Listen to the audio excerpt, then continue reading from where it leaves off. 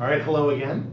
So in this video, we're going to take what we've learned about demand curves and use it to think about consumer surplus. So let's start with a demand curve that looks something like Bigfoot's demand for Dali paintings in the last section.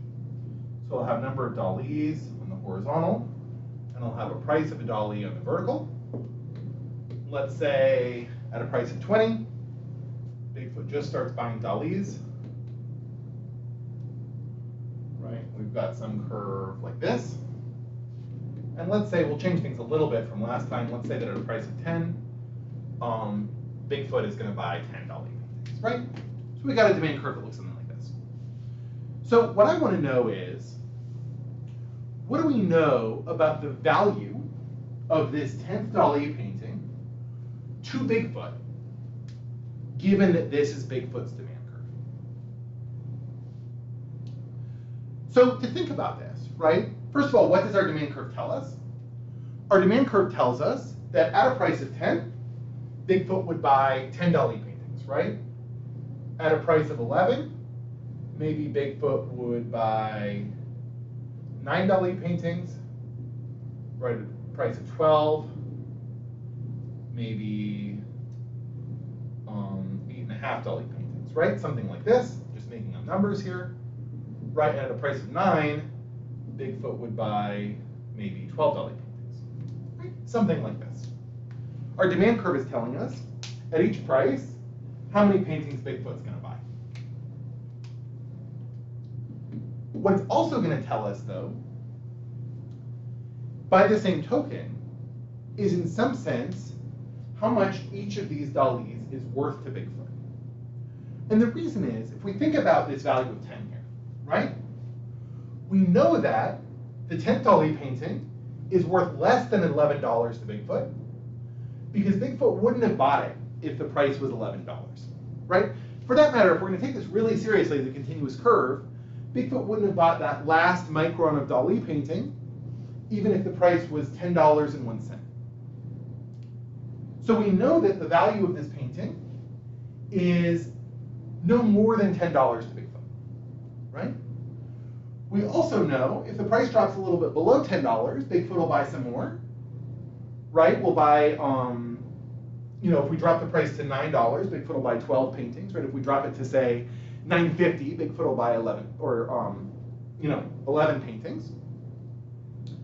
So we also know it can't be worth any less than $10, or else Bigfoot wouldn't have bought it at a price of $10, right? She would have only bought it at a price of $9. So in other words, our demand curve is going to tell us not just how many paintings we'll buy at each price, it'll also tell us the dollar value of each of those paintings. We'll call that the inverse demand, right? So QD, B, PD, right? Bigfoot's demand curve tells us number of paintings she'll buy at price PD, right? We can think of our inverse demand curve, which is the exact same curve, just looked at in the other direction.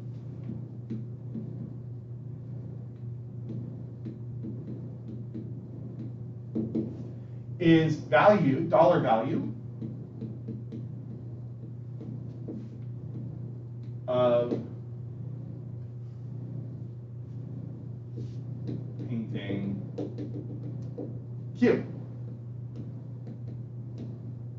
right? The Q with painting is worth in dollars the price at which you're first willing to buy that painting. So we can also think about this if you want. Don't worry if this isn't helpful, but we can also think about this in the language of marginal rates of substitution. So we can say, if we know that at a price of 10, Bigfoot would buy 10 Dali paintings, that means it's her optimal choice at a price of 10, given her income and the prices of other goods, right? So if we knew that Bigfoot was buying Dalis and chickens, right, at some price PC, if this was an interior solution, we would know that our MRS our MRS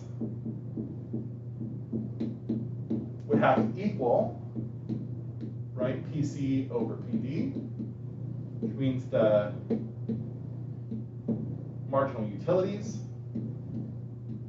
would equal the price ratio, right? I'm going to try to figure out what the marginal utility of a dolly is.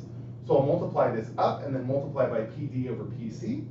And I'll say du dd has to equal PD times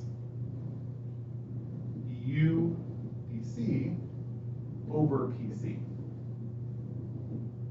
This is the price of the dolly painting.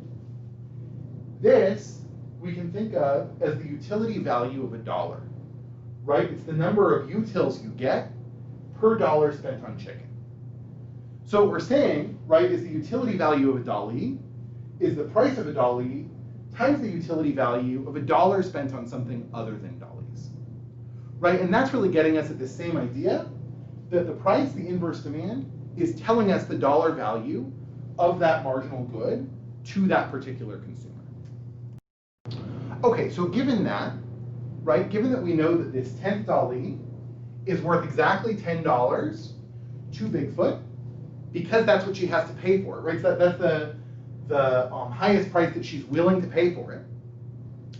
Let's think about what the value to Bigfoot is of being able to buy dollies at all at a given price. So let's again say the price was $10, right? Let's say this is actually the going rate for a dolly painting. We want to know how much better off is Bigfoot because she's able to buy dollies at a price of 10, as opposed to not being able to buy dollies at all. So the way to think about this, right, is to think about what's the value to her of being able to buy each of the 10 dolly paintings that she buys. So this 10th painting, right, we said has exactly the same value to her as she paid, right? She had to pay $10 and it's worth $10, so she gets no benefit from buying that 10th painting. But the 9th painting, right, was worth a little bit more to her than she had to pay, right? So we can think about, let's say that the 9th painting, she was willing to pay $11, right? In some sense, we can think that she got $1 worth of benefit above what she had to pay for that 9th painting, right? For the 8th painting, right, she was willing to pay something even more. So we can think again about she's getting this value above, right? So if she was willing to pay $12 for the 8th painting, right? She paid $2 less than she was willing to pay to get that painting. So she got a benefit of $2, right? And if we did this all the way along this demand curve, right? We thought about each of these rectangles of value here for each unit that she purchases.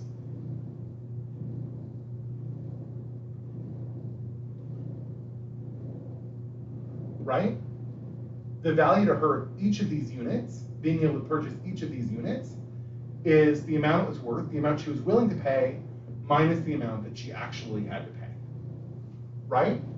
And so the total consumer surplus is essentially going to be the area under her demand curve and above the price that she actually has to pay. Right? So CS is going to be value in dollars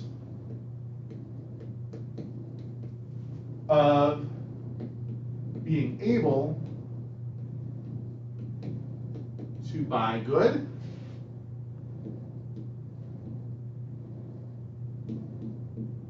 at the market price.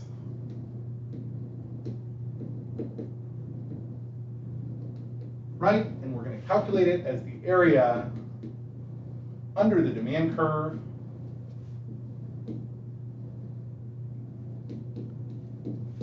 and above the price.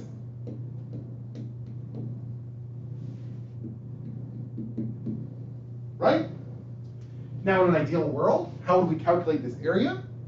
We would use integrals, right? We would use calculus. That's what integrals are for, right? It's calculating the area under a curve. In this class, though, it's really not worth it to get into integrals just for this purpose. So we're just going to calculate consumer surplus by using straight line demand curves, and as a result, being able to calculate just the area of triangles. Right, so we can replace our more interesting and realistic demand curve with a vertical demand curve like this, or sorry, not vertical, a constant slope demand curve like this, right? As a result, this is just going to be a triangle. And we can calculate its area the same way we calculate the area of any triangle, right? We're going to take the rise times the run divided by 2, right? So area consumer surplus is going to be rise times run over 2 is going to be essentially the difference in price between the maximum you're willing to pay and the amount you actually have to pay, right? 20 minus 10. What's the run? It's going to be the total number of units you're willing to purchase. So 10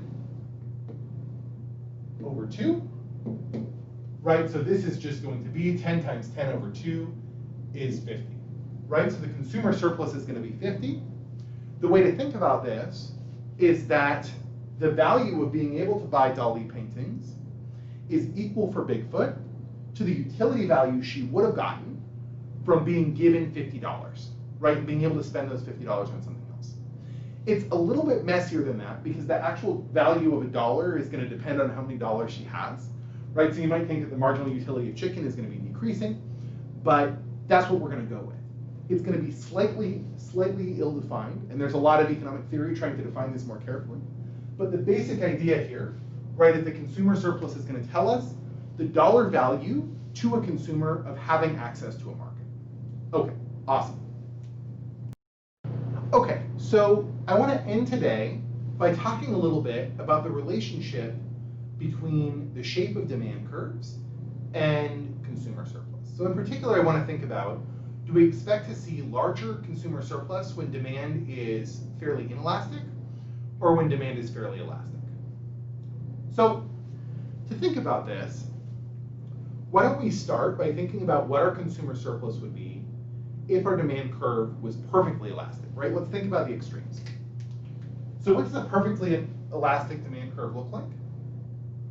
We've got price, we've got quantity here, right? A perfectly elastic demand curve is one that's completely flat, right? What this means is, let's say we have a price like $10, right? We're not willing to buy anything. We have demand of 0 if our price was anything above $10, right, at $11. But at $10, we would be willing to buy any number of units, right?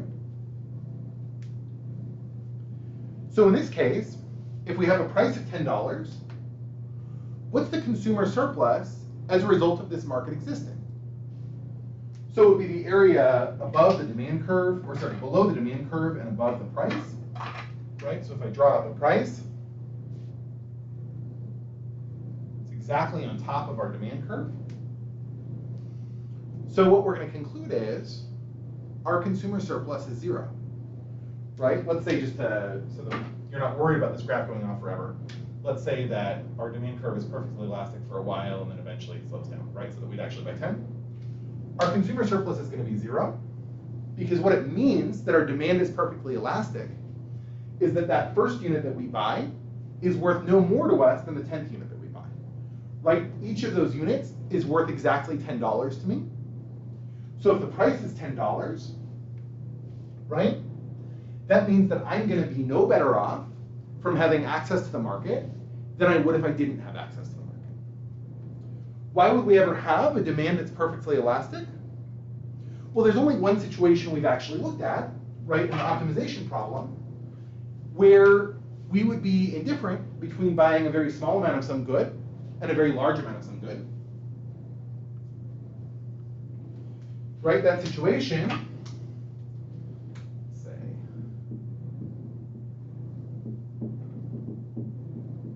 right, that situation is when our indifference curves are completely straight.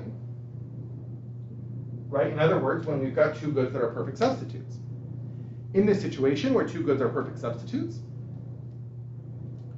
right? If I had a price ratio that was flatter, right, than our indifference curves, then I would buy all Dalis, right? If I have a price ratio that is steeper than our two indifference curves. I would buy only chicken, right? If this is, let's say this is Dali's here. If I'm here, right, then I'm in the downward sloping part of my demand curve, right? Because as the price of Dali's falls and falls and falls and falls, right? As the price ratio gets steeper and steeper and steeper and steeper. I'm sorry, flatter and flatter and flatter and flatter, right? I'm going to buy more and more and more Dali's because I'm spending all my income on Dali's. I can get more at a given price. So the situation where my demand is perfectly elastic, right, is where I have a price ratio exactly equal to the slope of my indifference curve.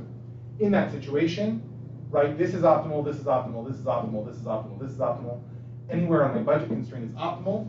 That's equivalent to saying my demand could be 1 or 2 or 3 or 4 or 5 or 6 or 7 or 8 or 9 or 10, and it doesn't matter, right? And in this case, what's the benefit to me being able to buy Dali's? There's no benefit at all, right? I'd be just as happy spending all of my money on chicken. Cool. So the lesson, right, when we have perfectly elastic demand, we don't really have a consumer surplus. If we think about the opposite extreme, right, what if we had perfectly inelastic demand? So we had a completely straight vertical demand curve, right? I'm willing to spend any amount of money to get my hands on 10 Dali's, right? But an 11th Dali doesn't do me any good. What's my consumer surplus then? If I had a price of $10, well, it's the area above this demand curve, right? And below the demand curve and above the price. But the area below the demand curve goes on forever, right? I'm willing to bear any burden, right? Pay any price. And so as a result, my consumer surplus would be infinity, right? It's incalculably, immeasurably valuable to me to be able to buy Dali's. Now, this also points to why we might think that perfectly inelastic demand at any level of price has to be fundamentally unrealistic, right? If we tried to write down a optimization problem that gave us a demand curve that we continued to demand $10 at a price of infinity, we would need to have an income of infinity, right? If we have any sort of finite income, we're eventually going to say, well, we're going to spend all of our money on Dali's, and at that point, as the price goes up, the number of Dali's we buy goes down, right? So realistically, we're going to have to, at some point, have our demand curve stop being perfectly inelastic, right? And that's going to put a cap on our consumer surplus. But this is going to lead us, right, to a general conclusion that the more inelastic our demand is, that's going to tell us that the first unit is more valuable relative to the last unit we buy. Our conclusion is going to be, all else equal, right? If we know that somebody is buying 10 Dali's at their optimal, in their optimal bundle at a price of 10, the more inelastic their demand is, the higher their consumer surplus is going to be. Awesome. Okay. One last question for you. And this is going to compare our concept of consumer surplus to a different measure of value of a market, which is contribution to GDP. Right? So if we were going to measure our GDP, what we do is we basically add up spending on every combination of goods. Right? You might remember this from intro. So if we said, right, what's the value of Dali paintings? If we see that consumers buy 10 at a price of $10, we would say, okay, the value, the contribution to GDP is 10 times $10 is $100. Right? That's how much this production is worth to consumers. So, as an example, the polio vaccine is available at CVS for about 80 bucks. I think the last time I looked up the price was like $83 for a dose of the polio vaccine. And if you take the polio vaccine for $83, it protects you from ever getting this really, really debilitating disease. People who get polio, first of all, there's tremendous numbers of deaths. But even beyond the deaths, people who get polio suffer, they lose limbs, right? They suffer paralysis for the rest of their lives, right? There's very, very serious consequences. And, you know, at its peak, this was a disease that killed massive numbers of people. I think, so 1 out of 20 children that it infects are going to die of polio, right? At its peak, it killed 60,000. In 1952, before the vaccine, 60,000 children were infected with polio every year in the United States. Horrific disease. So if we looked at the value of the polio vaccine in terms of GDP, we would say, okay, well, they cost $82, right? We sell however many doses a year, right? everyone gets vaccinated, so maybe a couple million doses a year. And we say, okay, great. 82 times a million, right? $82 million is the value of the polio vaccine. If we think about consumer surplus, do you think it's greater or less than $82 per person? So I would assume it's a lot greater than $82 a person, right? Because if the marginal person is willing to pay $82 to get vaccinated, the first person is probably willing to pay much, much, much more than that to get vaccinated, right? Potentially the value of a polio vaccine to an individual is thousands or even millions of dollars, right? Even more so if we consider the benefits to everyone else of one person getting vaccinated, right? But as a result, right, things like this that have really high, highly inelastic demand, right? Polio vaccine, if we're thinking about something like insulin, right, for people with diabetes.